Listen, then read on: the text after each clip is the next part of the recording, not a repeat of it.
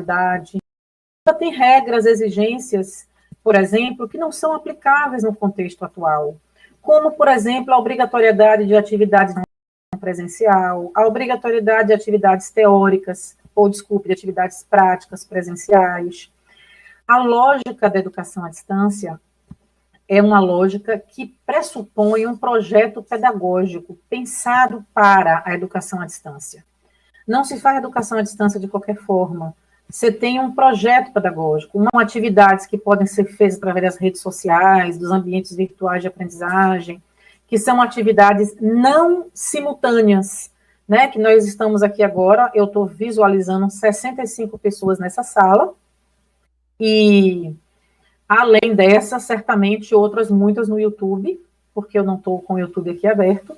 Então, nós estamos ao mesmo tempo, nós estamos interagindo ao mesmo tempo, é uma atividade síncrona. Mas existem outras formas de mediação, em que não são todos ao mesmo tempo, e que são também atividades com mediação tecnológica. E essa expressão, ensino remoto, atividade remota, ensino remoto emergencial, que surgiu nesse contexto agora da pandemia. Eu desconheço, até andei pesquisando, uma legislação, uma fundamentação teórica que falasse dessa terminologia, tá? Por favor, Bia, tá passando aí. Então, assim, feita essa diferenciação, eu peço desculpas a vocês, que me parece que está cortando, deve ter sido na hora que jogou aqui na tela, porque não estava cortando quando eu fiz. Nós temos, eu disse que não havia, né, uma regulamentação, a regulamentação que nós temos é para a educação à distância, enquanto uma regulamentação consolidada, uma regulamentação detalhada, bem como uma fundamentação teórica que dê suporte. Mas, diante desse contexto atual, nós temos algumas regulações que podemos chamar de emergenciais, regulamentações emergenciais mesmo, que nos chegaram nesse contexto. Bia, tem como subir só para mostrar o número da portaria do MEC? Porque se alguém quiser ir buscar, está cortando aqui, talvez, não sei se você consegue subir um pouquinho. Mas, assim, eu coloquei aqui apenas a legislação que é nacional, porque nós somos universidade estadual, né? Eu sou aqui na Bahia, eu sei que vocês também são, então nós somos reguladas pelo nosso Conselho Estadual de Educação. Entretanto, ele é subordinado ao que determinam os órgãos reguladores nacionais. Por conta disso, eu preferi pegar apenas a regulação que a gente tem aqui nacional para trazer para vocês. Então, você vê uma portaria do MEC agora de março, ela é de 13 de março, se eu não me engano, ou 15 de março, em que ela diz que fica autorizada em caráter excepcional. Veja que é caráter excepcional, isso quer dizer o quê? Não é uma regulamentação que vá valer daqui adiante, depois que as determinações de isolamento social forem suspensas. Ela é excepcional, ela vale para esse contexto. Não, piorou, ficou mais de perto. Pode deixar aí, Bia, tudo bem. Então, fica autorizado em caráter excepcional a substituição das disciplinas presenciais em andamento por aulas que utilizem meios e tecnologia de informação e comunicação, por instituição de educação superior integrante do Sistema Federal de Ensino. Veja, essa substituição das disciplinas presenciais pela utilização das tecnologias, da mediação tecnológica, é o que as instituições privadas estão fazendo desde a segunda semana de isolamento social. Essa é uma possibilidade que está prevista na legislação, mas que, sinceramente, não é a que a gente está defendendo nesse formato. Assim, claro que cada instituição, dentro da sua autonomia, né, não me cabe entrar na seara do como que a Unioeste vai fazer, essa é uma discussão que vocês vão ter entre vocês, mas eu quero dizer assim, embora a portaria do MEC permita essa substituição de disciplinas presenciais, existem também outras formas de desenvolver atividades com mediação tecnológica que não seja substituir disciplinas. E elas aparecem de uma forma mais tranquila aí na proposta de parecer do Conselho Nacional de Educação. Essa regulação ela é tão nova que nós ainda nem temos um posicionamento definitivo do Conselho Nacional de Educação. O que existe é essa proposta de parecer, mas já está disponível, né, na plataforma oficial mesmo do Conselho, e por isso eu trouxe para vocês. Então, a gente vê que no parecer do CNE, ele fala de outras possibilidades. Ele fala de outros desenhos, que não seja a mera substituição de disciplinas. Então, os desenhos que ele fala aí, vai desde a reorganização de ambientes virtuais de aprendizagem e outras tecnologias, para atender aos currículos de cada curso, realização de atividades online síncronas, de acordo com a disponibilidade tecnológica, ou assíncronas. Eu falei aqui para vocês há pouco, talvez alguém que chegou agora, né, não pegou. A atividade síncrona é aquela que acontece com todos conectados ao mesmo tempo, como essa atividade que a gente está fazendo agora, é uma atividade síncrona. Mas, na hora em que uma outra pessoa for assistir esse vídeo, depois que ele tiver disponibilizado no YouTube, e essa outra pessoa assistir e fizer comentários, ou levar para um outro ambiente e fizer comentários, já é uma atividade assíncrona. Então, essa é uma categorização que a gente usa na educação à distância e que serve aqui para atividades com mediação tecnológica. Então, ele fala, o parecer do CNE, estudos dirigidos, realização de testes online ou por meio de material impresso a serem entregues ao final do período de suspensão das aulas, utilização de mídias sociais de longo alcance. O que são mídias sociais de longo alcance? Você tem aí desde as redes sociais até TV, rádio, todas essas são mídias. Então, o que a gente percebe? Eu trouxe para mostrar para vocês, a gente percebe que é uma regulação emergencial, feita de uma maneira também emergencial, com uma abordagem sem muito aprofundamento, que foi pensada, assim, eu estou sem querer desqualificar, mas às pressas, entende? Tudo pensado muito às pressas, e isso nem vem aqui uma crítica, porque realmente teve que ser às pressas, tudo foi muito emergencial.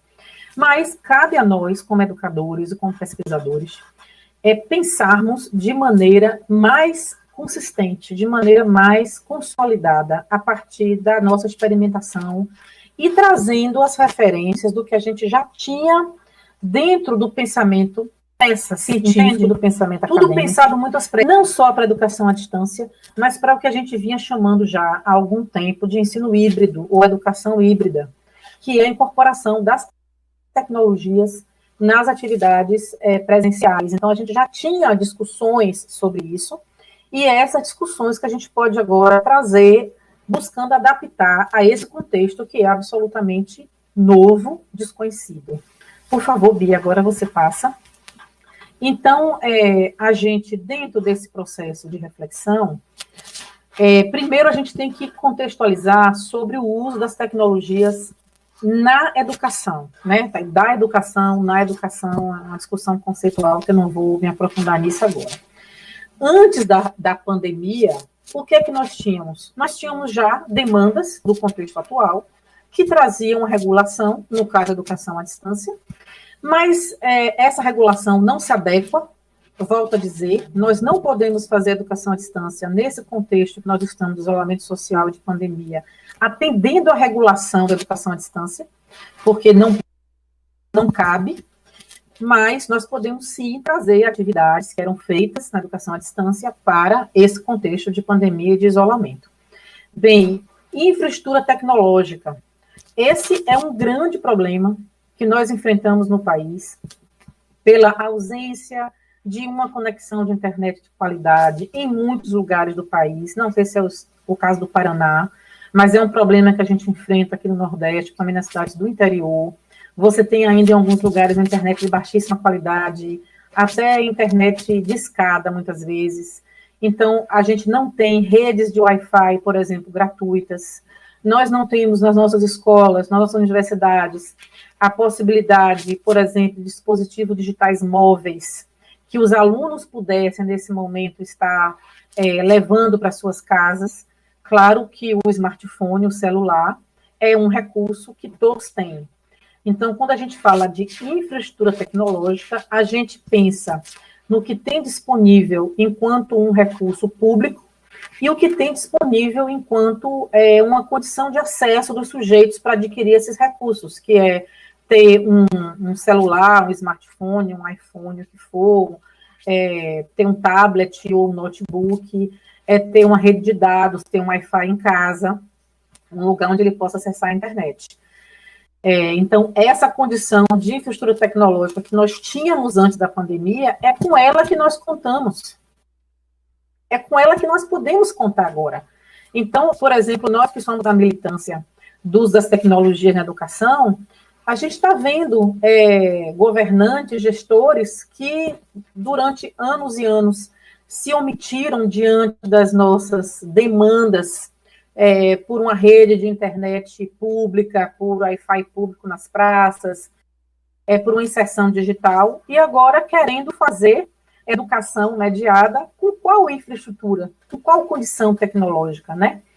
E a questão da formação docente e da autonomia tecnológica, aí falando do professor, e da cultura tecnológica, pensando em todos, professores e alunos. O que é que eu estou querendo dizer? Nós estamos hoje diante de uma situação que é nova, mas nós temos que lidar com essa situação com os elementos que nós tínhamos antes. E quais eram os elementos que nós tínhamos antes? Poucos professores com a formação docente para o uso das tecnologias. Como as universidades públicas, desde o advento da Universidade Aberta do Brasil, tem aí já mais de 10 anos, vinham desenvolvendo a educação à distância, um número relativamente significativo de professores, eu vou tirar uma média aqui, talvez 30%, 40% dos professores das universidades públicas já trabalharam com EAD, por conta da Universidade Aberta do Brasil. Mas tem um outro número muito maior de professores que não experimentaram, que não fizeram essa inserção. Então, essa formação docente, que quando a gente pensa num projeto pedagógico de EAD, a gente tem que fazer com o professor, mas quando você está num contexto emergencial, a coisa tem que ser meio que, vou usar uma expressão que eu não sei se vocês usam no Paraná, é muito comum aqui no Nordeste, que é trocar o pneu do carro com o carro andando. Ou seja, é aprender a fazer fazendo, é experimentar fazendo, porque não temos condição, nesse momento, de fazer uma formação para depois começar a atividade, embora alguns tipos de formação rápida podem ser viáveis também.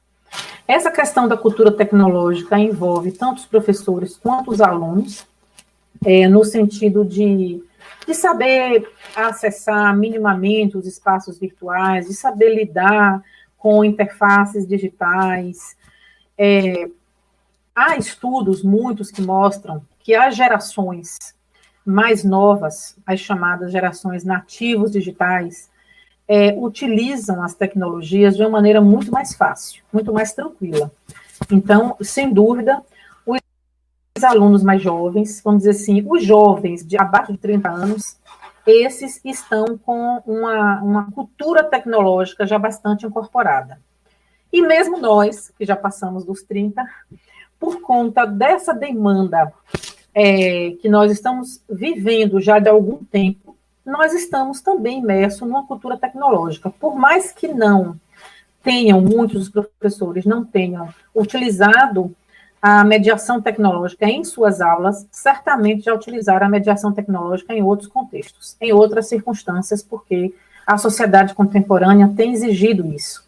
Então, o grande exercício que se coloca para o professor nessa tentativa de utilização da mediação tecnológica é trazer para o fazer docente calcado em princípios da presencialidade, em hábitos, em culturas, né, da presencialidade, e trazer experimentações e outros hábitos e práticas que ele tenha da mediação tecnológica. Aqui uma reflexão que eu gosto de fazer, de que não dá para nós pensarmos como se todos os níveis de ensino e todas as redes fossem a mesma coisa. Não é. A gente tem uma situação, por exemplo, educação básica, né, principalmente ensino fundamental, que eu, como pesquisadora, não vejo condição de você fazer atividade mediada tecnologicamente com crianças da escola pública, pela situação, infelizmente, do fosso da desigualdade social que a gente vive no país. Então, é muito triste dizer isso, mas enquanto nós estamos vendo as escolas privadas fazendo atividades com mediação tecnológica, com os seus estudantes, desde a segunda semana do isolamento, a gente está vendo as crianças da escola pública serem atendidas apenas com a merenda escolar, porque a merenda escolar é, muitas vezes, a única forma de alimentação que elas têm. Então, assim, a gente não pode deixar de registrar isso também, esse grande fosso da desigualdade social. Quando eu digo que eu não vejo condição de fazer com o ensino fundamental, não é condição pedagógica, não. Condição pedagógica tem, tanto que a iniciativa privada está fazendo. Eu digo é a condição desse aluno da escola pública que mora num cubículo, que divide esse cubículo de 2, 3 cômodos com 8, 10 pessoas, que tem pais com baixa escolaridade, que não tem conexão de Wi-Fi, que não tem um dispositivo digital, como que ele vai participar? Quem vai orientar as suas atividades? Né? Então, assim, essa é uma denúncia que a gente coloca aqui como educador, de que em situações de crise é sempre os mais fracos, os que estão à margem dos direitos, né, de cidadania, que ficam mais prejudicados. Bem, dito isso, vamos voltar à realidade do ensino superior. Por favor, Bia, passa aí. Nós estamos aqui, né, dentro da universidade, e aí vamos pensar no que é que o ensino superior nos coloca como possibilidade. Nós temos visto, no ensino médio, algumas experiências. Inclusive, eu vi o governo de São Paulo tentando fazer alguma coisa, não vou comentar a fundo, mas no ensino fundamental público, nós não temos nenhuma experiência em andamento, que seja, pelo menos assim, não temos aqui na Bahia, e eu não tenho conhecimento de outra, digo, de atividades com mediação tecnológica nesse contexto da pandemia. Mas no ensino superior, nós temos uma condição diferenciada. Por que uma condição diferenciada? O ensino superior nos permite desenvolver algumas atividades. Primeiro, porque nós temos uma função social muito importante, que é de nos colocarmos perante a sociedade, apresentando alternativas, caminhos, suportes nos momentos de crise. A universidade tem essa função e desenvolve essa função através do seu tripé: pesquisa, ensino e extensão. Então, nós temos visto, se é uma das coisas boas que podem vir desse contexto tão adverso que nós estamos vivendo, é um reconhecimento maior da sociedade sobre a importância das universidades públicas como espaços de pesquisa. Né? Temos visto muito essas falas. Então, nós temos, enquanto universidade, essa responsabilidade. É muito complicado nós nos distanciarmos completamente dos nossos alunos. Aqui eu estou falando, assim, me posicionando, né? Não dá para a gente não se posicionar. Voltando a dizer que respeito absolutamente ao fórum interno da UniOeste para decidir o que a UniOeste vai fazer. Mas o meu posicionamento da minha universidade, dentro dos colegiados que eu participo, de graduação e da pós-graduação, é de entender que, se nós não podemos voltar a desenvolver todas as disciplinas substituindo por atividades online, como está previsto na portaria do MEC, mas aqui, pelo menos, na nossa universidade, a avaliação é que os estudantes não têm condições de infraestrutura tecnológica para isso. Se nós não podemos fazer isso, nós podemos fazer muitas outras coisas que mantenham os estudantes conectados com a universidade. Que nós possamos manter os estudantes em atividades diversas, atividades de aprofundamento de estudo, atividades de pesquisa, atividades de discussões temáticas, atividades de ampliação da sua rede de conhecimento.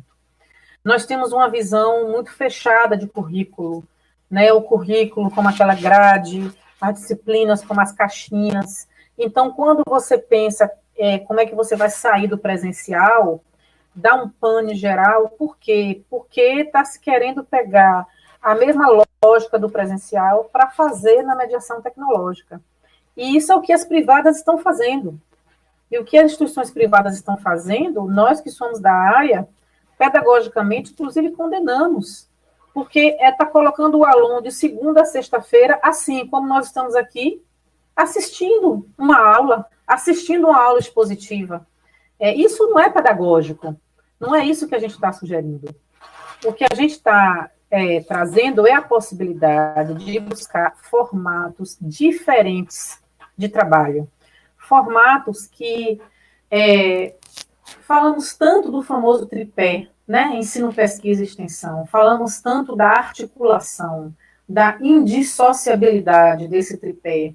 Por que não tentarmos romper com essas estruturas que estão tão arraigadas e tentar fazer coisas novas, diferentes? Uma possibilidade de uma metodologia disruptiva. Você pode passar aí, por favor, Bia? A possibilidade de uma metodologia disruptiva em que a gente saia das caixinhas. Bia, se puder passar aí o slide, eu te agradeço. Que a gente consiga sair das caixinhas para pensar em conteúdos e metodologias que sejam pertinentes e possíveis nesse contexto que nós estamos vivendo. Então, nós temos aí uma discussão de currículo e uma discussão de mediação tecnológica. Tá? Não vou me aprofundar em uma nem em outra, porque a de mediação tecnológica até estamos fazendo mais, mas eu preciso falar um pouquinho também aqui do que a gente está fazendo de currículo. Vamos sair das caixinhas, vamos pensar em temáticas, vamos pensar em projetos integrados, vamos pensar em atividades que não demandem especificamente que todos os alunos estejam conectados ao mesmo tempo. Nas discussões que nós estamos tendo aqui na nossa universidade, o movimento estudantil, de maneira muito apropriada, eles estão corretos, eles defendem que nenhum aluno pode ficar de fora e que não é justo que se faça algo que deixe os alunos de fora. Então, nós temos conversado assim, se nós pegamos uma disciplina obrigatória e desenvolvemos ela, e sabendo que alguns alunos ficarão de fora, a gente está fazendo uma prática de exclusão. Mas o que nós estamos propondo é que a universidade possa oferecer diversificadas atividades, que a universidade possa desenvolver ações, inclusive utilizando diferentes formatos tecnológicos, tá? Porque, como eu disse no início, uma atividade síncrona, como essa que nós estamos aqui realizando, ela exige uma boa conexão de internet. Se o aluno tem apenas um smartphone com um acesso de dados por cartão pré-pago, por exemplo, ele não vai conseguir. Mas existem outras formas de tecnologias que não são síncronas, são tecnologias assíncronas, utilizando os ambientes virtuais de aprendizagem. Normalmente as universidades públicas usam muito o Moodle. Bia vai falar aí, não sei se vocês usam na UniOeste o Moodle, mas é o mais comum. Se não for o Moodle, é uma outra plataforma de ambiente de aprendizagem. Como também as redes sociais. As redes sociais mesmo, essas, o Instagram, o Facebook, o Twitter. Existem várias experimentações pedagógicas que podem ser feitas utilizando as redes sociais. E qual é a vantagem disso? É porque você tem um acesso através de um smartphone, que a grande maioria dos estudantes tem um smartphone, e que não exige uma conexão de dados tão intensa, porque ele vai precisar da conexão de dados para baixar um artigo, por exemplo, para baixar um arquivo, por exemplo, mas toda a lógica de pensar essa atividade, ela tem que pensar essa condição real de acesso que o estudante tem. Possibilidades existem, desde formatos, por exemplo, não digitais também. Me parece que São Paulo está propondo usar isso, televisão, rádio. A gente não precisa usar televisão, não sei como é que funciona aí com vocês, mas, por exemplo, vídeos gravados e disponibilizados no YouTube, para que o aluno assista, vídeos curtos. Existe tanto material já pronto nos diferentes repositórios digitais. Tem tanto material disponível na internet. Se o professor organiza minimamente ali, eu coloco aqui algumas possibilidades, olha. Se organiza mini cursos de 30 horas, de 45 horas, ou conferências, congressos, já era uma prática, desde alguns anos já tinha essa prática de se fazer congressos virtuais. Então, congressos, seminários, mini cursos, grupos de pesquisa, além da possibilidade, em alguns currículos tinham as disciplinas semipresenciais, que já são permitidas desde 2010, que existe a possibilidade dessa oferta semipresencial, tem regulamentação para isso, seria uma possibilidade para desenvolvimento agora dessas atividades, mas sempre atento a que nós tenhamos uma diversidade de formatos tecnológicos para que você tenha a garantia da inclusão dos estudantes, que essa é a preocupação. Então, assim, tentando fazer uma conexão do que eu estou dizendo. Diante da falta de cultura tecnológica de estudantes e professores, porque isso é da instituição, e diante da falta da autonomia tecnológica dos docentes, porque não tem uma formação específica, qual é a nossa sugestão? Vamos trabalhar com equipes multidisciplinares. Tem professores que têm experiência, esses professores que têm experiência podem ajudar aqueles que não têm. Você compondo equipes multidisciplinares, você enriquece e, ao mesmo tempo, teria uma formação em serviço. E a outra questão de que o estudante não tem acesso a uma infraestrutura de tecnologia satisfatória, como vamos lidar com isso? Vamos trabalhar com uma diversidade de recursos tecnológicos, porque se o estudante não tem condição de participar de uma atividade síncrona, ele pode participar de uma atividade assíncrona, que vai exigir uma rede de dados mais simples, que não precisa ser tão potente. Entende? Então, assim, são caminhos, possibilidades para quê? Para que nós não fiquemos completamente distantes dos nossos alunos, para que nós não deixemos os nossos alunos completamente à margem da discussão de tudo que está acontecendo hoje no país. Com certeza que se nós sairmos das caixinhas curriculares ali, das disciplinas, e nós pensarmos dentro de cada área de conhecimento, qual é o desafio contemporâneo, qual é a temática emergente que a gente está vivenciando nesse momento e que nessa área de conhecimento a gente pode discutir. Vamos esquecer as acreditações, os currículos, pode ser aproveitado futuramente como ACC, ou não. Se não for aproveitado, qual o problema? Vai ser aproveitado para a vida do estudante. Né? Isso é o que eu acredito, me desculpem se parece um pouco idealizador, mas é como eu acredito. Vamos para a última slide agora, já fechando. Então, assim, eu comecei uma reflexão, né, de como é que nós estávamos no mundo antes da pandemia. Depois, os nossos desafios durante a pandemia. E agora, nós precisamos também, enquanto instituições, com a nossa responsabilidade social, estar pensando no mundo pós-pandemia. E tem um elemento sobre manter os alunos vinculados, que eu deveria ter falado, esqueci, agora eu lembrei, é que nós não podemos perder de vista que os sujeitos estão isolados, que os sujeitos, estou falando dos sujeitos humanos, né? Nós todos, estamos isolados dos nossos pares, dos nossos afetos. Nós estamos isolados e muitos com situação financeira extremamente delicada e insegura. Isso traz, sem dúvida, uma repercussão no estado de espírito, no emocional das pessoas. Então, até pensando em possibilidades de depressão, de suicídio mesmo, infelizmente tão comum entre os jovens, manter esses alunos conectados com a universidade é também uma função nossa.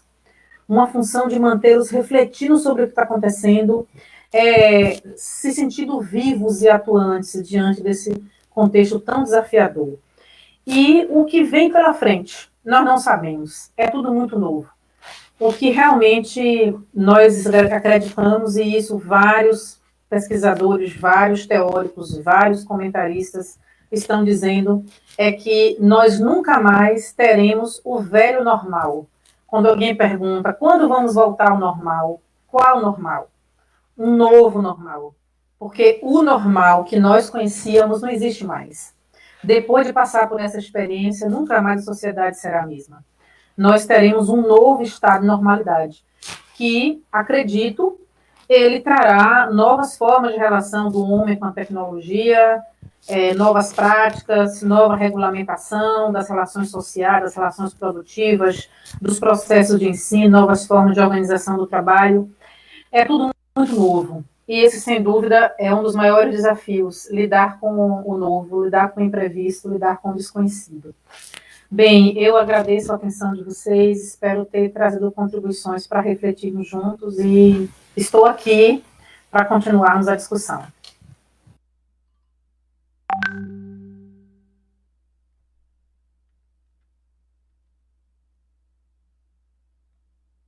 Seu microfone acho que está fechado, professora Bia.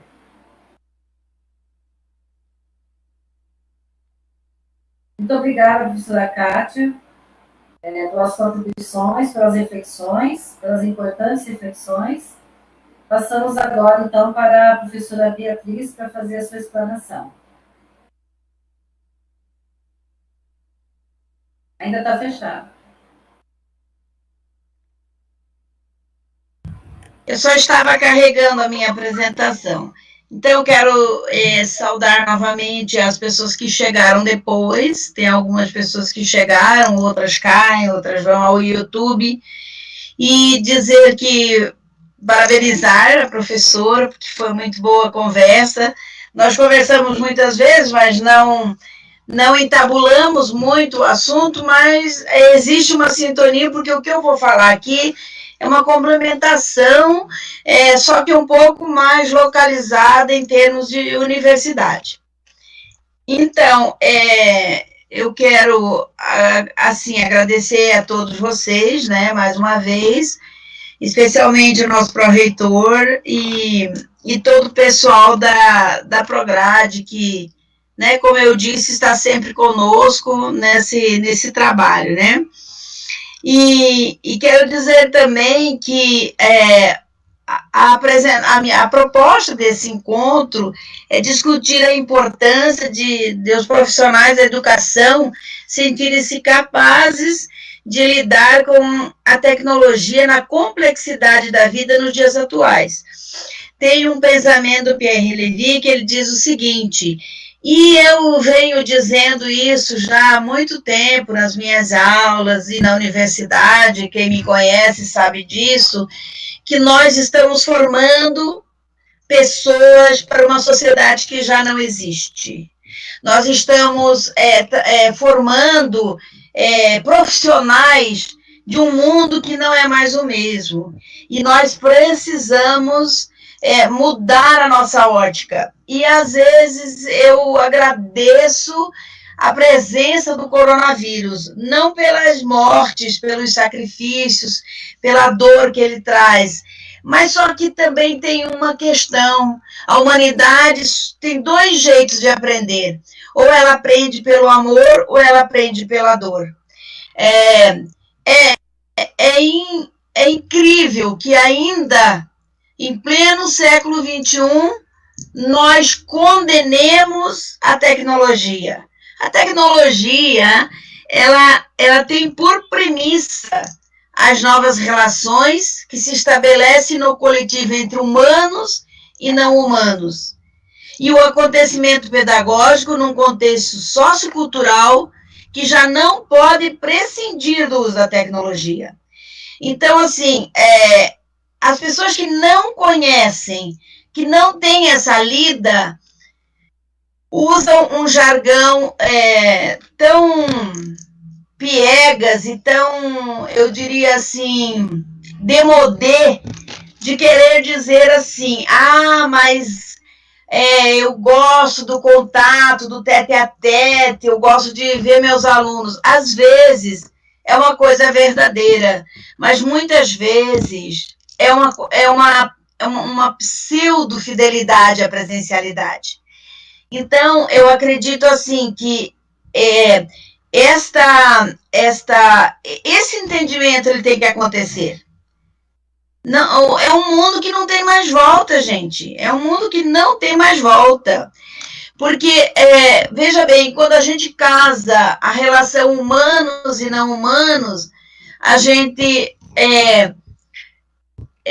pode evitar muitas coisas também. A prova disso é que esse isolamento social nos levou a dialogar com muito mais pessoas.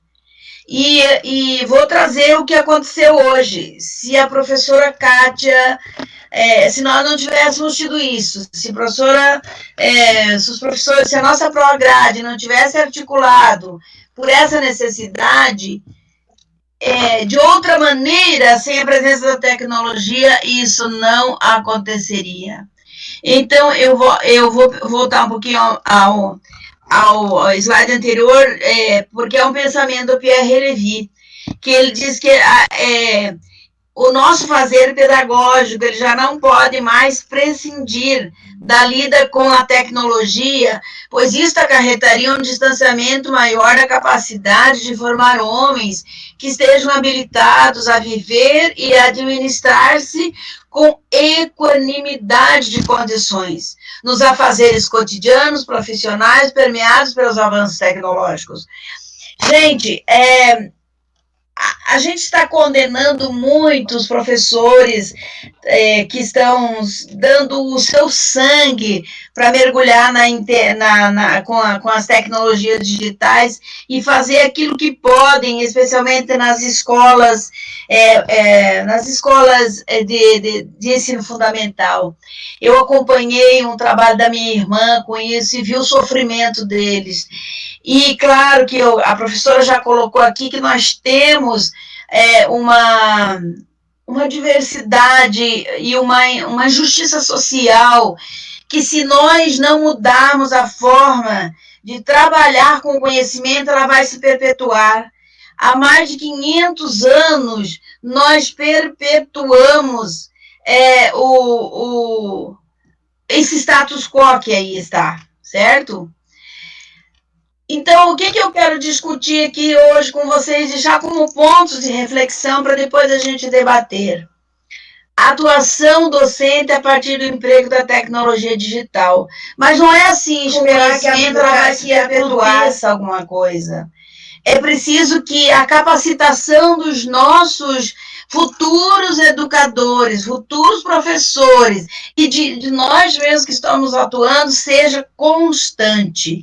E nesse sentido, eu louvo muito a questão da IAD, porque na IAD nós temos 3 anos de IAD aqui, e nós já fizemos 8 cursos de capacitação para professores, para empregar a tecnologia, para desenvolver metodologias diferenciadas, para compreender que trabalhar com o ensino à distância não é fazer uma mera transposição das aulas presenciais, não é pegar aquela concepção cartesiana de disciplinas completamente fechadas e colocar numa mídia e passar adiante.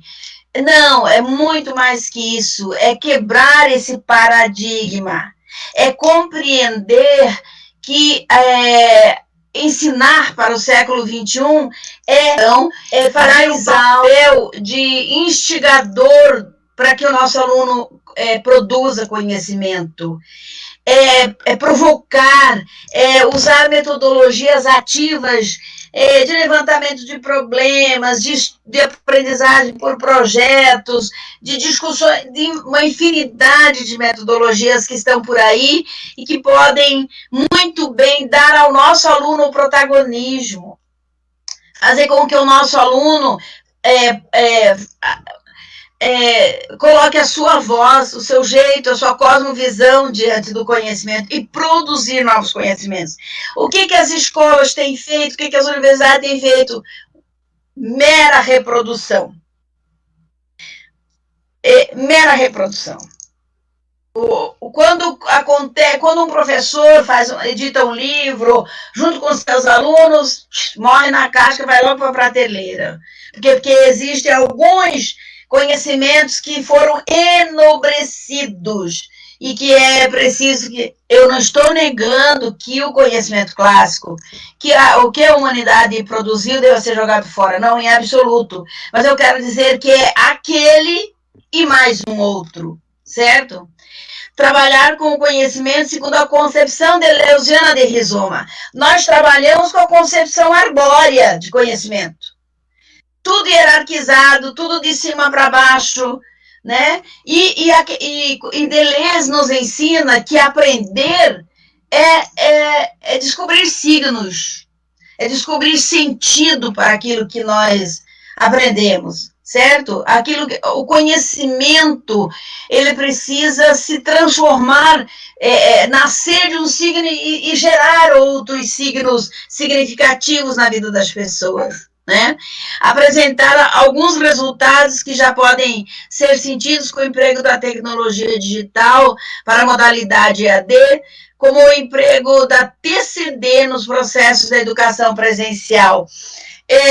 Há 14 anos eu faço as minhas aulas presenciais, mas com uma plataforma, a plataforma Moodle Letras, que existe não é 14, é 16 anos que eu faço isso.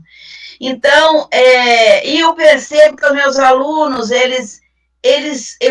eu os conheço melhor, porque nos fóruns eles precisam interagir, eles precisam se integrar.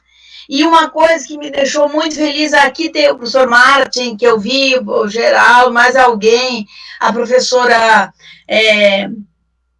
que está aqui, a professora Carla e outras pessoas que fizeram o curso que a gente abriu agora emergencialmente de Moodle, numa plataforma que não pôde está há 16 anos sem se atualizar, e a gente luta para que ela seja atualizada. A versão dela é 1.8, ainda, se não me engano, se não for menos ainda, quando o nosso ambiente virtual de aprendizagem estava na 3.7 ou 0.9, certo?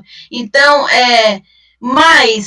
e também mostrar que um ambiente virtual não pode ser um repositório, um mero repositório só de PDFs, não. É preciso que haja integração, é preciso que os fóruns sejam realmente participativos. E vou contar para vocês. Esse curso que a gente está terminando de ministrar agora, para os professores da UniOeste, que se chama um curso de aprimoramento, me deixou muito feliz, porque os professores que participarem, depois se alguém estiver aqui e quiser se manifestar, que faça isso, que fale, que explique, para ver se eu não estou falando asneiras, ou não estou de veras mente entusiasmada, né? O Jorge Wiseman fez também no dia que eu fiz a sua live, Jorge, falando do seu site, você não apareceu.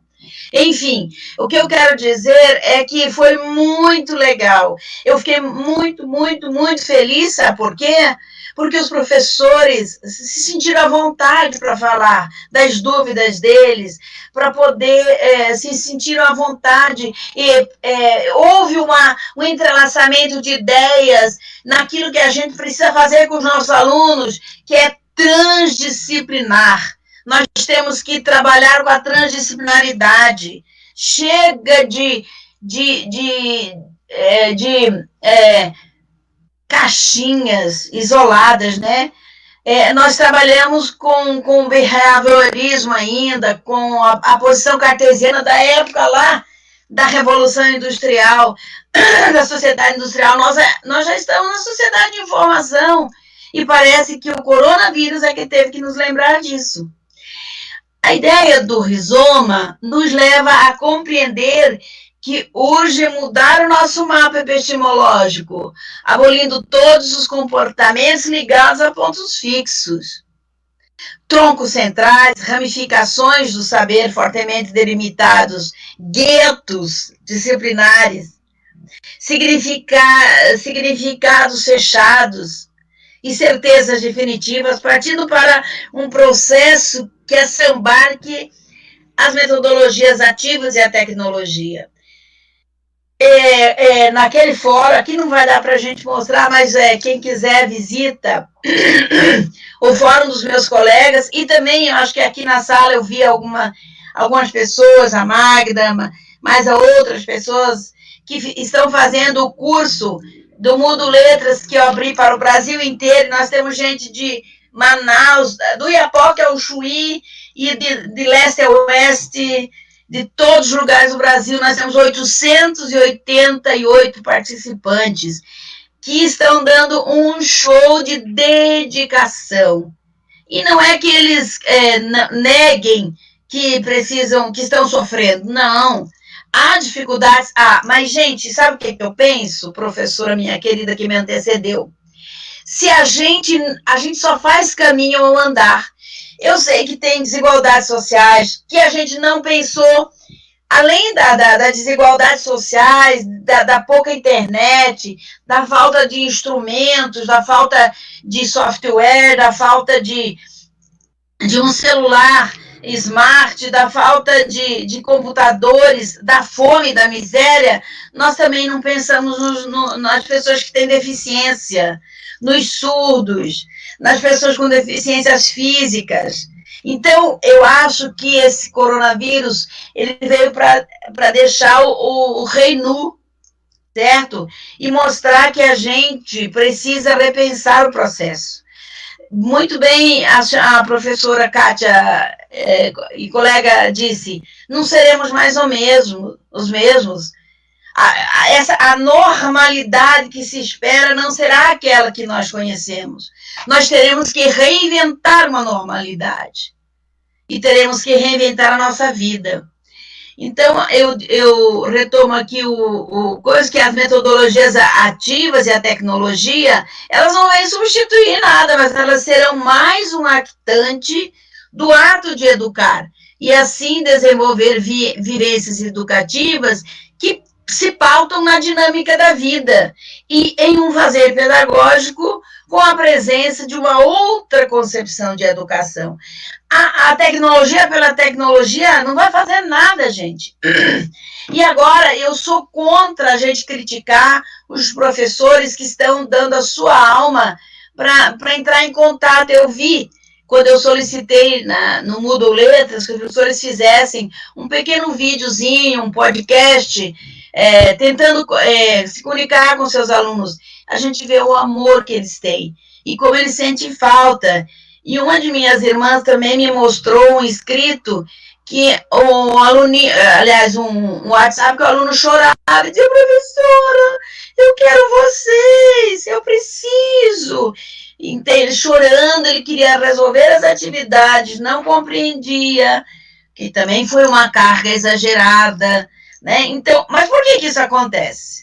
Porque não há um estudo constante, porque as pessoas não pensam numa nova concepção da educação, porque se negaram até hoje de conhecer a tecnologia, de trabalhar com ela, e aí falam mal, ainda se arvoram a dizer que tecnologia não presta, que não sei o quê, que educação à distância é porcaria. Tudo é porcaria se a gente quer, mas tudo é uma coisa excelente se a gente quer também. Certo? Existem porcarias na EAD e existe porcaria no presencial. Então, eu acho que é uma coisa muito reles, muito pequena a gente ficar discutindo esse tipo de coisa, sabe? Agora, eu também, a minha proposta vai na direção de pensar e agir resumaticamente, de modo a estar em contínua busca dos pontos de fuga que o rizoma aponta. E assim descobrir que o processo de trabalhar com o conhecimento demanda uma perspectiva contextual e reflexiva. A lida com a inquirição, as trocas, a flexibilidade, os avanços da ciência e da tecnologia como linhas básicas para o desenvolvimento do pensamento e a construção de novos conhecimentos. A gente quase não produz conhecimento, certo? a gente reproduz e assim faz uma louvação imensa para o aluno que repetiu aquilo que estava no livro ou que o professor queria que ele dissesse. Ainda é assim, infelizmente. Há exceções, há muita gente trabalhando diferentemente, mas eu não falo das exceções, eu falo de uma regra geral.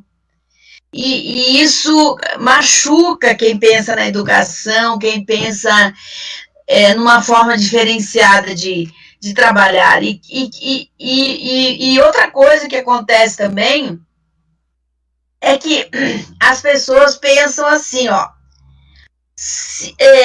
que uma coisa exclui a outra. Não, não é isso. Eu acho que tudo tem que ser uma soma, né? Aqui, eu até coloquei um lápis aí de propósito. Pena que eu tive que... Ele vai e vem, mas eu tive que passar ela para PDF, então o GIF não funciona. Então, eu quero apresentar aqui algumas linhas que ilustram muito bem que existem muitas possibilidades de conceber e vivenciar um processo de aprendência, independente da modalidade que corresponda às exigências de um novo paradigma, embasado esse paradigma na complexidade e na forma rizomática que conduz à nova produção do conhecimento. Então, eu nem gosto muito de usar a palavra paradigma, porque paradigma também é uma coisa assim, ó, né? Eu prefiro usar o que Deleuze diz, que são um mapa, uma cartografia, uma linha com linhas de fuga que nos levam, que desterritorializam um determinado decalque, né? Que é um determinado conhecimento, fogem daí para se transdisciplinarizar, para se transversalizar com a vida do estudante, e ao reterritorializarem-se, trazem o novo, trazem o inusitado, trazem a voz do estudante, trazem a cosmovisão dele, entende? Então,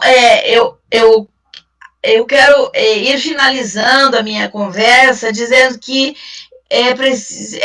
existe a necessidade de reconhecer que o que costumamos de reconhecer que novos modos de trabalhar com conhecimento e que aquilo que já era costumeiro deve dar lugar a um modo um pouco mais dinâmico, né? Que tenha um sabor de vida. Vejam o que nos aconteceu. Tudo precisou parar, certo? E não sabemos mais por quanto tempo ainda. E aí é assim, todos nós vamos buscar aquela criatividade que temos dentro de todos, né? Nos irmanando mais, dividindo o pão com o vizinho também. A inserção de metodologias ativas deve dar maior protagonismo ao estudante, independente da modalidade.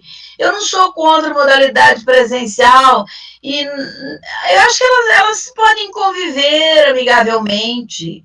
Não existe essa coisa de, porque tem IAD, vai acabar o presencial. Não, gente, vamos ao presencial, e para quem pode fazer presencial, quem pode sair lá das cidadezinhas do interior, o pai pode pagar um ônibus e pode vir na Unioeste, ótimo, graças a Deus. Mas tem aquele que não pode. Nós temos alunos da EAD de sítios que só vão para a cidade 1 ou 2 vezes por mês para ir numa lan house, copiar o material e fazer as suas postagens. Essa é a realidade. Mas se a gente não começa, o caminho não se constrói, não se faz. Então, as duas modalidades, elas precisam trabalhar integradamente. Integradamente que eu digo, assim, no sentido do uso das tecnologias e das metodologias. Incentivo a ampliação de uma inteligência coletiva. Porque, veja bem, quando a gente vai para uma sala de aula e a gente pede para os alunos pesquisarem alguma coisa e trazer para os colegas, muita coisa que fica na oralidade se perde. Agora, se a gente lá no presencial pede para eles, venham para cá, tragam o que vocês fizeram, sistematizem isso e coloquem no fórum da nossa sala virtual, fica tudo ali. E aí tem condições de retomar, de refletir, de consertar, de aprimorar, né? Saber diferenciar as modalidades de educação presencial, mediada pela TCD, e da modalidade à distância, que são totalmente diversas. Porque a modalidade à distância, ela tem suas teorias, ela tem a sua gestão, ela tem um fluxo totalmente diferenciado, ela tem envolvimento de atores como professores, começa com coordenação, aliás, começa com pró-reitoria envolvida, depois vai para as coordenação geral, depois coordenação de curso, depois vai para os professores que podem ser conteudistas e professores formadores, vai para tutores online, tutores presenciais, envolve equipe de webmaster, envolve pessoas que precisam fazer o registro e a memória de tudo que está se passando, envolve onde o polo está, a prefeitura municipal, envolve a Secretaria de Educação, envolve pessoas, professores daquele município. Então, há toda uma outra complexidade, uma outra logística. Por isso é preciso não confundir as coisas. Usar tecnologia para fazer o ensino híbrido é diferente, porque quando você faz o ensino híbrido, você é o tutor, é o professor, é aquele que posta, é o professor e seus alunos. O aluno escolhe alguns para ajudar nesse processo, mas é diferente da EAD. A EAD tem um financiamento diferenciado, enfim. Então, vou colocar aqui, aproveitando a oportunidade, para dizer quantas pessoas, o que nós já temos na modalidade de educação à distância em 3 anos. Vai fazer em julho agora, tá? Dia 30 de junho. Nós temos 3 cursos em andamento a partir dos editais 075 de 2014 e 05 de 2018. Letras Libras Licenciatura, Letras Libras Bacharelado e curso superior de tecnólogo em gestão pública. Temos 40 polos ativos no Paraná, Rio Grande do Sul e Minas Gerais, contemplando esses mesmos 2 editais. 63 turmas ativas. Total inicial de vagas ofertadas de 2.950 alunos. Hoje estão no banco do SISUAB 2031. E dentre eles, né, está também o Repercurso de Gestão Pública. Mas nós estamos fazendo um chamamento para repor as vagas, né, das pessoas que desistiram, né, infelizmente se matriculam, pegam o lugar de outras pessoas, mas nós estamos fazendo um chamamento agora, novamente, pelo Provou e Provare, e acho que nós vamos preencher essas vagas.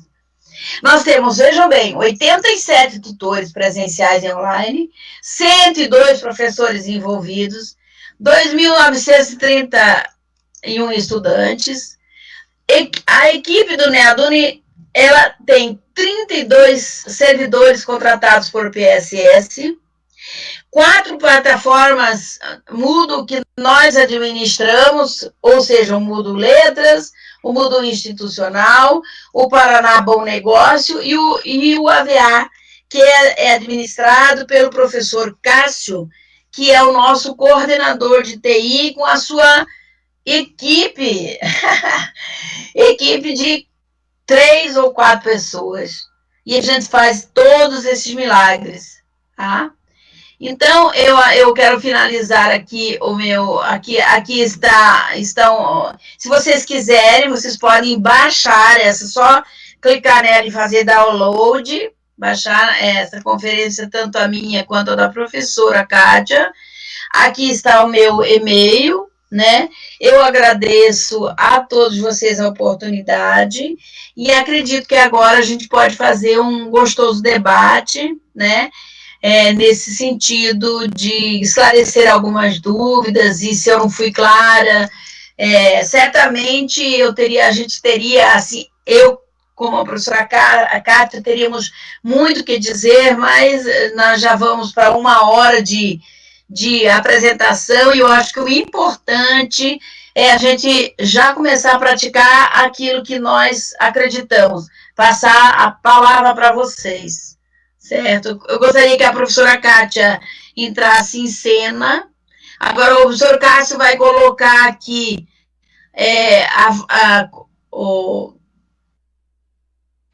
para fazer as perguntas, né? Professora, qual é a opinião? Mas daí tem que dizer para quem que é que faz a opinião. Vamos esperar a professora Cássia chegar. Eu não consigo ler aqui. Estou aqui, Bia. Tá bom, meu amor. Agora vamos ver aqui. Ó. Tem uma pergunta ali. Qual a sua opinião sobre acessibilidade aos acadêmicos e alunos? Mas para quem quer as perguntas, será?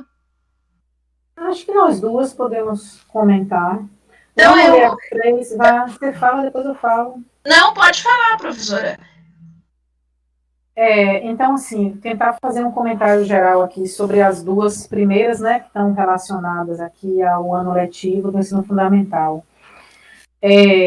Bem, a questão dos alunos com deficiência, se o nosso sistema educacional já é falho, nessa estrutura que nós temos hoje, né, que nós vimos lutando aí para construir algo que permita, de fato, essa inclusão real, se ele já é falho, nesse contexto, se torna mais falho ainda, porque realmente determinados tipos de deficiência, para que a gente consiga trabalhar com a mediação tecnológica apenas, sem nenhum suporte presencial, e sem que os pais também tenham essa condição melhor de estar dando suporte aos alunos, eu vejo como bastante limitadas as possibilidades.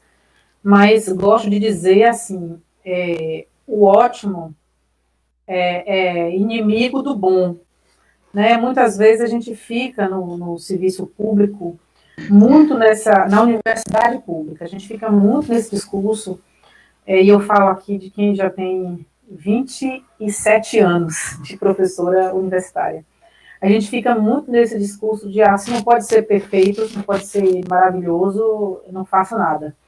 Né? E eu acho que a gente deve procurar fazer o que é possível nesse momento, sem deixar de denunciar as falhas, as faltas. Eu vi aqui um comentário que eu gostei muito, de uma pessoa que dizia assim, durante esse tempo todo não foi feito um investimento público em acesso a tecnologias, né? Em um acesso com redes de Wi-Fi pública, com aquisição de dispositivos móveis para os alunos, com formação docente para o uso das tecnologias, não foi feito. E aí agora, na hora da necessidade, os gestores querem fazer a toque de caixa. Então não é assim, as coisas, a gente está tendo que lidar com hoje a partir do que nós herdamos do ontem. Esperemos que o hoje nos deixe um legado melhor para o amanhã. Né? É o que a gente espera. Tentando responder diretamente, eu vejo que num contexto normal, o novo normal, que a gente não sabe qual será, mas num contexto em que seja possível também atividades presenciais com professores especializados, aí a mediação tecnológica tem muitos recursos e bons recursos. A depender da deficiência tem recursos muito interessantes. Eu tive o prazer de orientar uma dissertação de mestrado em que a professora, que ela é professora que trabalha com autistas, ela trabalhou com Exergames, que são aqueles games de realidade virtual, para trabalhar com a socialização dos autistas, e tem um resultado muito interessante. Então, tem muito a ser feito, mas nesse contexto de distanciamento social, eu vejo muitas limitações. Quanto ao repor o ano letivo para os alunos no fundamental da rede pública, a gente tem que ficar muito atento. A gente tem que ficar muito atento, porque o grande risco é realmente o aligeiramento, fazer de conta, fazer de qualquer jeito, né? Nós já temos tantas deficiências, tantas dificuldades no nosso ensino fundamental público, que é perigoso. O que a gente tem visto até aqui é que já existe uma regulamentação do Conselho Nacional de Educação que permite flexibilizar o número de dias letivos. Né? Essa flexibilização já está posta. Então, não precisam ser 200 dias, mas bastam ser 800 horas. Como que essas horas serão computadas? Há previsão de que atividades remotas também sejam computadas como carga horária. Então, assim, existe uma flexibilização que deve ser utilizada pelos sistemas na hora do aproveitamento. Mas eu me preocupo muito. Eu me preocupo com a forma como isso pode acontecer.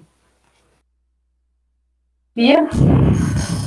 Então, professora, eu penso assim que eu tenho um pensamento, e esse é muito meu, assim, eu acho que as dificuldades, elas vêm para mostrar o que a gente precisa fazer realmente. Então, eu volto a dizer que eu agradeço essa crise, porque ela trouxe à baila muitas, a mostra, melhor falando, para ficar um pouco mais duro, ela trouxe as nossas feridas.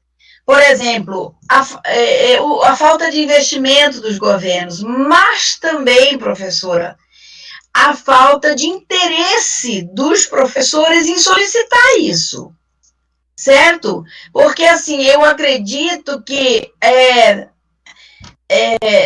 se a gente reivindica e luta por alguma coisa, ela acontece. Então, também houve eu não diria que os meus colegas não quisessem, mas eles se acomodaram um pouco na condição que estavam, né?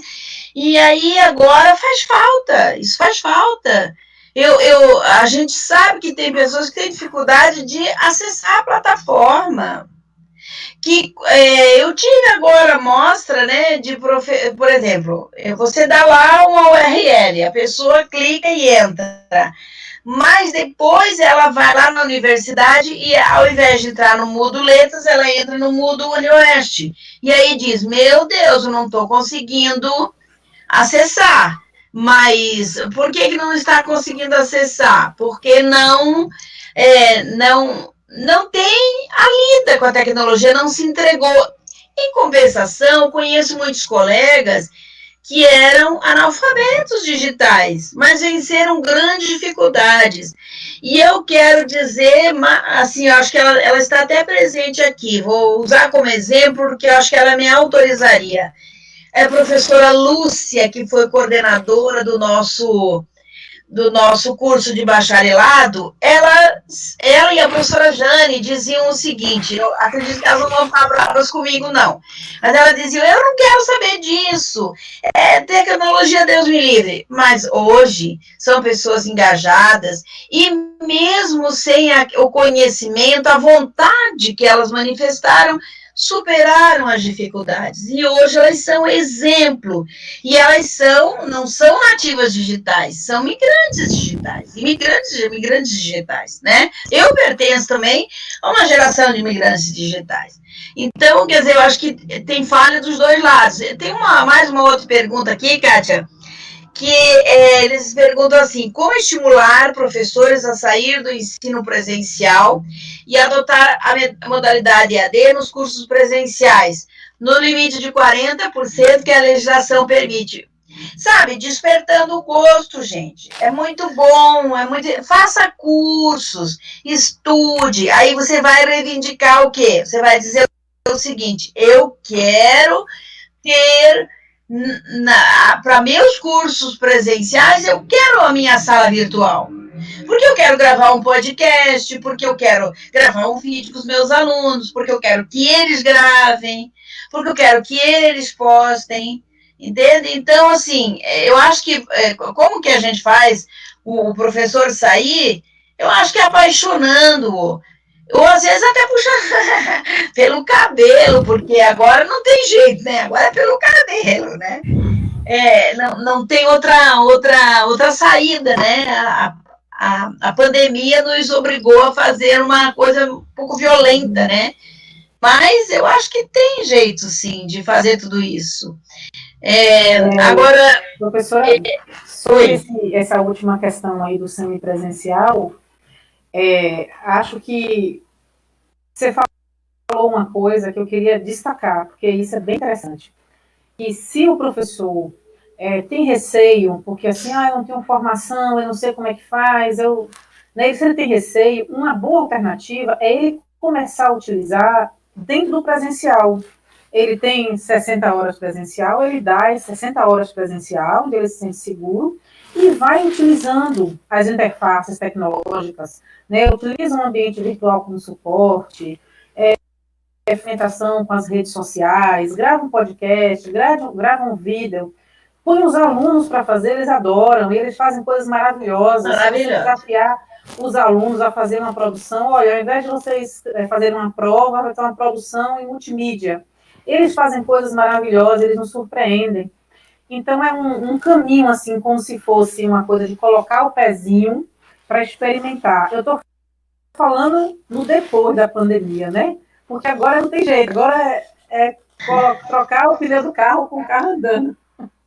É verdade, agora é assim mesmo, né? Então, eu acredito que é isso mesmo, professora. Nesse momento, a gente não tem muita opção. E aí, só criticar e dizer, não é legal, não vai... a senhora falou uma coisa muito interessante, o ótimo é inimigo do bom. E aí não se faz nada, então... Eu prefiro que a gente faça as coisas aos tropeços e depois veja o seguinte, não, isso funcionou, isso não funcionou, isso não deu certo, vamos rever, vamos melhorar. Mais uma jornada de 1000 milhas, diz o ditado árabe, começa com um passo. Não tem outro jeito. Bem ou mal, se você caminhar e sujar os pés de barro, não importa. Você vai saber que é possível naquele caminho que você encheu seus pés de barro, fazer uma trilha diferenciada. Entende? Eu penso assim. Tem mais alguma pergunta? Professor Cássio, acho que não. Eu quero agradecer aqui publicamente o professor Cássio, que é coordenador de TI do NEADUNE, que está nos dando um suporte muito importante, muito interessante, né? Obrigada, professor Cássio.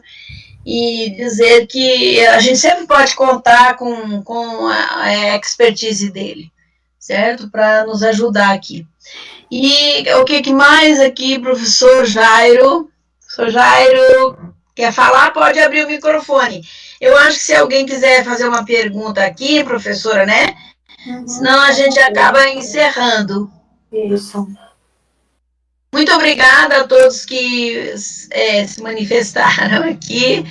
Muito legal trocar o pneu do carro com o carro andando. Gostaram ali. Então, tá muito... Adorou a exposição, tá? Sua e minha. Obrigada, Magda. Professora Neiva também, o reinventar-se, inclusive na transmissão do conhecimento, muito bem. A professora Neiva também é uma das pioneiras da universidade, que enfrentou a EAD de peito aberto. Aliás, todo o pessoal do CCSA, os meus colegas do SECA, que abraçaram os cursos de letras libras, tanto bacharelado quanto licenciatura. E eu sempre... Professora, eu costumo dizer que eu sou uma pessoa muito feliz, porque eu tenho colegas maravilhosos. E isso é muito bom, isso anima a vida da gente, né? Mais alguma coisa, moçada?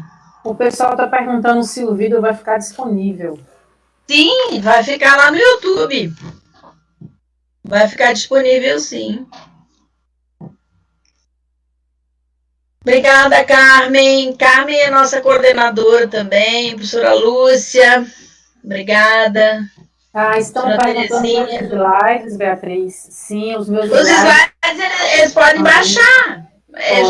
Só pode baixar na hora, mas eu posso colocar o seu também à disposição. Se a senhora permite? Com certeza, está autorizado. Com certeza, eu autorizei o meu, né? Mas a gente não conversou sobre isso, né? Então, se a senhora autorizar, a gente coloca os dois, né? Está autorizado. Então, tá. Então, muito obrigada. Não sei, eu vou passar a palavra para a professora Helenita para fazer um encerramento, né? E aqui eu vejo a Marta também, um trabalho de formiguinha. Isso mesmo, Marta. É isso mesmo. Então, professora, foi um prazer imenso, viu? Prazer foi todo meu. Bom, então, quero agradecer as duas palestrantes, nossas professoras ilustres, professoras palestrantes, que cada uma com o seu percurso, né, fez a discussão. E me lembro que no começo, Beatriz, professora Beatriz, tinha alguém que tinha feito uma pergunta que você disse que ia passar para a Prograde, para... Não sei se estão... sim, o professor Martin, ele perguntou o seguinte, quando é que vocês vão liberar, né, decidir se pode ou não pode, se vão validar o que eles vão fazer com os alunos. O professor Martin está aqui ainda? É que muitos já saíram, né? Não sei se o professor Martin está aqui. Ele é nosso professor da UniOeste e ele entrou um pouquinho antes da palestra, mas acho que o professor Martin já se foi. Então, ele fez essa pergunta. Sobre isso, eu acho interessante esclarecer, e eu faço em nome do professor Eurides, nosso proreitor de graduação, né? Ele também participou da reunião. Nós tivemos a reunião do CEP, que discutiu, além da pauta... decepcionante. E no CEP, professora Bia, eu queria até explicar assim, as razões. Eu acompanhei a reunião, não participei, né, não sou membro mais do CEP, mas mesmo os professores do CCSA, que são professores que já trabalham, que têm a expertise, né, para desenvolver o trabalho, eles compreenderam nessa discussão da universidade que são dois fatores que nos impedem de permitir abertamente a realização da disciplina obrigatória, né, do PPP pela EAD, por conta de dois fatores muito importantes que vocês duas citaram: a falta de estrutura e a falta de formação. Nós tivemos uma pesquisa, os alunos do campus de Cascavel fizeram uma pesquisa, e nessa pesquisa eles apresentaram no CEP, 35% dos nossos alunos responderam que não têm acesso a computador para fazer as atividades. Então, eles mas 65 tem. Sim, mas você estaria não tendo uma forma isonômica para a turma toda, né? Todos os alunos são matriculados e têm direito. Nós temos uma resolução, que é a 098, que regulamenta as atividades de ensino à distância no presencial, os 20%, e lá é previsto isso, o CEP se pautou nisso, porque é uma resolução do próprio CEP, né? Que lá eles dizem assim, você pode fazer até 20%, hoje pode se rediscutir isso para chegar até 40%, né? Desde que tenha a reformulação do projeto político pedagógico seja feita, uma discussão, uma ampla discussão, uma formação, e nós estamos com ela desde 2016. E até o momento, apenas 2 cursos da UniOeste fizeram uma observação no seu projeto dizendo que utilizaremos 20% da EAD em disciplinas a serem pensadas. Então, hoje, a Pró-Reitoria não tem nenhum projeto político-pedagógico que tenha aprovado esses 20%, que tenha já um plano de ensino, que tenha alguma coisa mais regulamentada. Então, o CEP se pautou nessa questão, né, da legislação e também da estrutura que não temos. Né? Posso fazer uma pergunta, professora? Tá, 35% não podem, perfeito. Na rede pública de escola básica é 60% que não pode. Mas eu pergunto assim, e o que é que vão fazer no lugar de? O que está sendo feito?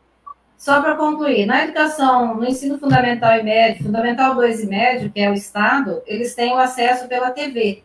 Então, todos os alunos teriam acesso pela TV.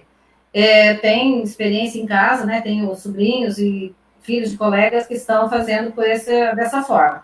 Então, eles têm 100%, segundo o estudo estatística da CED, né? E aí, o que a Prograde pensou a partir dessa resolução? Para não ficar nesse vácuo, para não ficar nesse distanciamento total dos alunos, foi criada uma instrução de serviço da Pró-Reitoria de Graduação, solicitando e chamando os professores a realizar projetos de atividades de ensino, né, pela modalidade EAD, para serem convalidadas ou para serem aproveitadas como atividade complementar.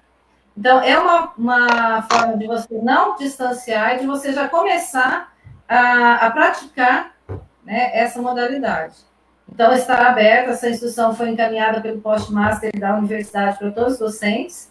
Essa foi uma oportunidade. E é claro que nós queremos também conversar com os coordenadores, com os docentes, para que eles também nos falem o que eles conseguiriam fazer, o que eles podem fazer de uma forma que não prejudique aqueles que não têm acesso. Só queria fazer essa explicação, porque nós temos os dois documentos já publicizados, né? A resolução do CEP, não permitir a modalidade EAD se o curso não fez na reformulação do projeto, se ele não tem essa regulamentado, mas pensando na possibilidade de você não perder totalmente o vínculo dos alunos, né? De você começar a fazer essas atividades de ensino, que seria como é que eu posso dizer? Uma experiência, né? Começar e dizer que a gente valoriza, sim, as atividades. Só que, como vocês também já expuseram na fala de vocês, a importância dessa formação, da estrutura, né? Que a gente não tem, que a gente pode começar a fazer, mas que, infelizmente, a gente não tem. E um aluno que foi matriculado numa disciplina que é presencial, que ele não tenha conseguido acesso, essa disciplina pode ser invalidada por conta de um aluno que entre com recurso no CEP. Então, a discussão girou por aí. Não foi uma questão assim, eu não vi ninguém dizer que era totalmente contra a EAD, no sentido de desqualificar a EAD, mas uma preocupação com a qualidade, né, que a gente oferece, com um trabalho compreendido, né, tendo a compreensão do que é realmente essa atividade. Inclusive, dizemos que a UNEADUNE está fazendo um trabalho brilhante, que nesse momento, inclusive, aproveitando o momento de pandemia, fazendo a formação, né? Como a professora disse, já mais de 160 professores já estão se qualificando. E eu acredito que essa realidade vai mudar, sim, vai mudar muito em relação ao EAD. Mas eu, né, não estou aqui defendendo, mas estou só explicitando o que foi a discussão do CEP. Tá? Mas, assim, e esse momento também dessa discussão, acho que é um primeiro momento, acho que nós podemos fazer outros encontros dessa natureza para continuarmos amadurecendo essas ideias e conseguindo avançar no sentido da utilização da mediação tecnológica. Pois é.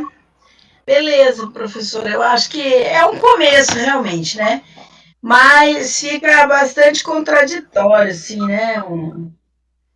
O CEP, eu acho assim, a súmula dele começa não permitir a oferta de atividades letivas ou trabalho acadêmico efetivo na modalidade em EAD ou modalidade remota para os cursos de graduação da UniOS que não tenham previsão. E aí a instrução, né? A instrução fala de atividade complementar, que é uma atividade que não é necessariamente para todos os alunos. Cada aluno pode fazer essa atividade complementar de formas diferenciadas. Volto a perguntar, e os outros que querem, como que será feito, então, o contato com esses outros que não poderiam fazer por conta desses 35%, e os outros todos? Como que a universidade pensou em fazer esse contato, professor? Eu tenho curiosidade. Então, a gente não... Eu ouvi agora na fala, né, das duas professoras que nós temos várias possibilidades, né, de fazer, e que nós podemos fazer ainda. E, como eu te falei, nós temos a intenção de convidar pessoas mais para conversar sobre isso, para pensar em atividades que não excluam os alunos, né. Essa foi uma primeira oportunidade para aqueles professores que já estão fazendo, inclusive, algumas atividades remotas, para que eles possam ter esse aproveitamento. Pois é. Então, eu penso que é um contrassenso. impede de fazer o que é possível e não faz nada. Daqui a pouco a pandemia foi embora e a gente ainda está discutindo o que é que vai fazer. Mas está tudo bem, beleza. Maravilha. Já tem uma orientação, Bia, e para atividade complementar, eu acho que é um começo. Sim, mas eu estou me referindo à outra. A outra. Quero saber como é que vão fazer a outra. Se uma coisa não serve, a outra não serve, o que é que bota no lugar? É isso que eu quero saber. Mas tudo bem, isso é uma coisa para a gente descobrir aos poucos. Uhum. Eu gostaria de falar, posso falar, professora Delcy? Pode falar, Delcy. Vocês estão me ouvindo? Estamos. Então, a discussão seguiu na linha de um parecer, Bia, de que efetivamente a universidade não teria condições na atual situação da rede e do ensino EAD de possibilitar isso, dado a falta de infraestrutura. Pelo menos foi esse o entendimento que eu tive. Eu concordo contigo que a súmula do CEP ela ficou mal redigida e não foi nessa linha de não é permitido, porque a gente não discutiu a não permissão ou a proibição, e sim que neste momento, naquele momento, não era possível, dado que a universidade não tinha uma infraestrutura de rede adequada, dado que os acadêmicos, alguns cursos, eles estavam divididos entre o possível acesso e o impossível acesso, então ficou essa indecisão, e também por uma questão de falta de treinamento com nós, professores, com os docentes, e a não habilidade de uso de docente e discente. Então, acho que foi discutido bastante esses pontos. E eu concordo contigo, a súmula do CEP ficou totalmente inadequada. Eu também concordo em relação a isso e ela precisaria ser revista. Obrigada, professora. Mas eu volto a perguntar, professora, o que é que se coloca no lugar de? Nada. Então serve a nada, certo? E outra coisa também, eu fiquei sabendo por uma colega que na nossa universidade se cogita a possibilidade de tirar dos alunos do terceiro grau o celular. Então eu quero me beliscar se a gente ainda nesse momento tem que discutir isso. Isso é uma hipocrisia, gente. Isso é uma hipocrisia. Está na hora de romper com isso. É preciso ter raça, é preciso ter coragem para enfrentar as coisas. Está mal feito? Vamos refazer, mas em cima daquilo que se faz que a gente refaz. Agora, em cima do nada, vamos fazer o quê? Não tem nem parâmetro para dizer que deu alguma coisa certa ou errada. Em cima do nada, faça o quê? Diz aí, querida Delcy. Fala. Contigo, Bia. Em cima do nada não tem como. A gente do CCSA está numa proação com os nossos colaboradores. Inclusive, iniciaremos lives, as nossas reuniões são de AENP, vários colaboradores do CCSA e os professores estão inteirados, inclusive, em ajudar aqueles professores que têm deficiências, que a gente precisa avançar. E eu concordo contigo. O meu RNP aqui hoje, na nossa live aqui, ele está toda hora caindo. Até peço desculpas, às vezes eu não escuto direito. Então, peço desculpa, mas eu reitero que eu sou favorável ao que você apontou.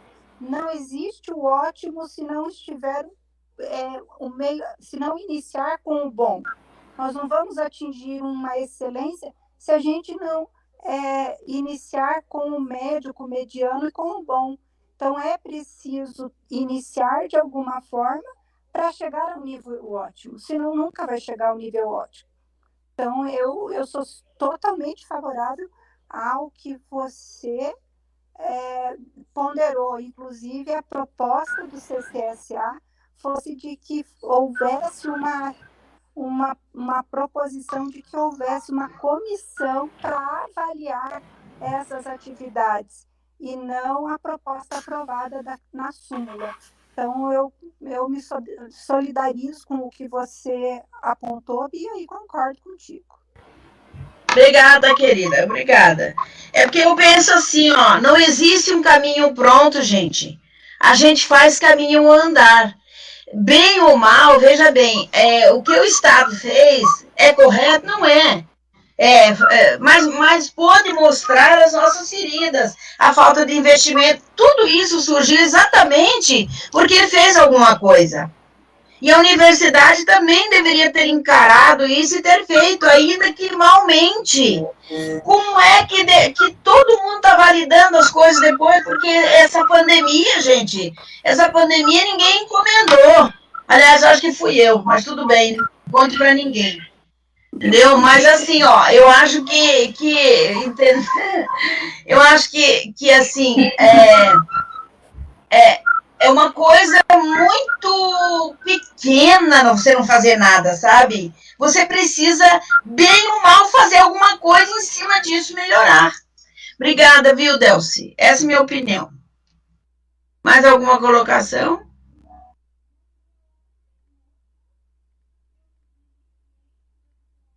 Bom, acho que eu que iniciei essa pauta, né?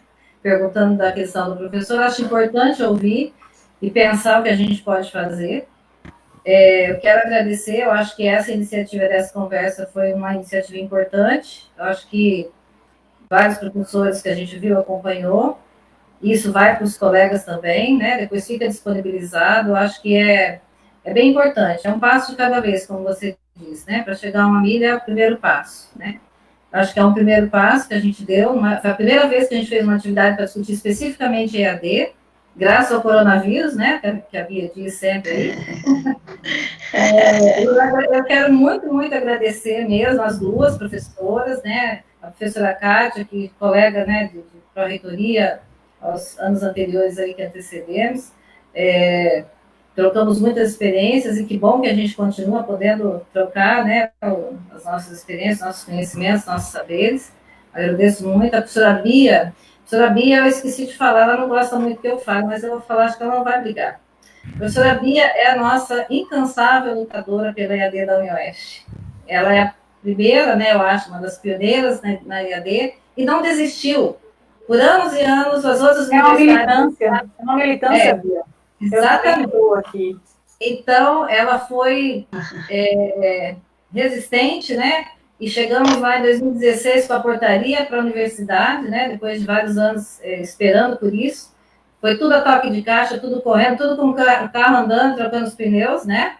Vestibular, correndo e tudo. Estamos aí já com turmas formadas, né? Uma turma formada, agora uma próxima já para se formar. Acho que a gente tem muito a agradecer à professora, né? Por essa insistência, a gente está nesse caminho. Nós só estamos tendo a oportunidade de estar discutindo isso porque tivemos esses primeiros passos, né? E eu agradeço muito, professor, e estamos aí para a reitoria, né? Em nome do professor Eurides, continua aberta, né? Para o NEADUNE. A NEADUNE é nossa, né? É da Prograde, é nossa família também.